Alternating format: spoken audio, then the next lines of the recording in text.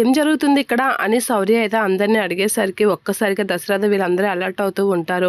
అమ్మో నేను కానీ చెప్పానంటే ముసలోడు మళ్ళీ నా మీదకి బెంబెలెత్తుతాడు అని అనేసరికి ఏం జరుగుతుందని అడుగుతుంది కదా చెప్పరేంటి అని అనేసరికి పెళ్ళి కదమ్మా, పెళ్ళికి సంబంధించినవన్నీ చూస్తున్నాం అని చెప్పేసి దశరథ అనేసరికి అమ్మయ్య తప్పించుకున్నాను అని పారిజాతం అనుకుంటూ ఉంటుంది.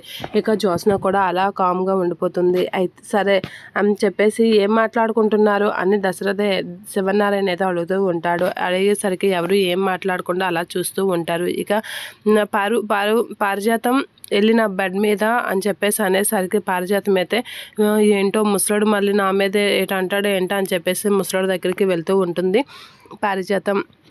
అలా పారిజాతం వెళ్ళేసరికి నేనేం అనలేదండి, నేనేం అనలేదు అని అనేసరికి నేను అడిగానా, అడగకముందు ఎందుకు చెప్తున్నావు అని అడుగుతూ ఉంటాడు. అది పిలిచారు కదా అని అనేసరికి బెడ్ మీద కవర్ ఉంది వెళ్ళి తెస్తా అని అనేసరికి దీప నేను తెస్తానులే తాతయ్య అని అంటూ ఉంటుంది. అది పని కాదమ్మా బాధ్యత, తను తేవనీలే అని చెప్పేసి అంటూ పారిజాతాన్ని వెళ్ళమని చెప్తూ ఉంటాడు. ఇక శివనారాయణ అయితే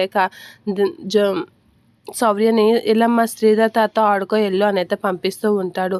పారిజాతము పారు ఉట్టుకుంటున్న తగువ పెట్టుకుంటుంది అంటే ఖచ్చితంగా జ్యోత్స్న పనే అని అనుకుంటూ ఉంటాడు. అవును బావా నేనే, కానీ నీ పెళ్ళి జరగనివ్వకుండా ఏదో ఒకటి చేస్తాను అని అనేసరికి అది నువ్వు చేయలేవులే అని కార్తీక్ కూడా మనసులో అనుకుంటూ ఉంటాడు. అలా అనుకునేసరికి పారిజాతం అయితే శివనారాయణ చెప్పిన కవర్ తీసుకొని వస్తూ ఉంటుంది.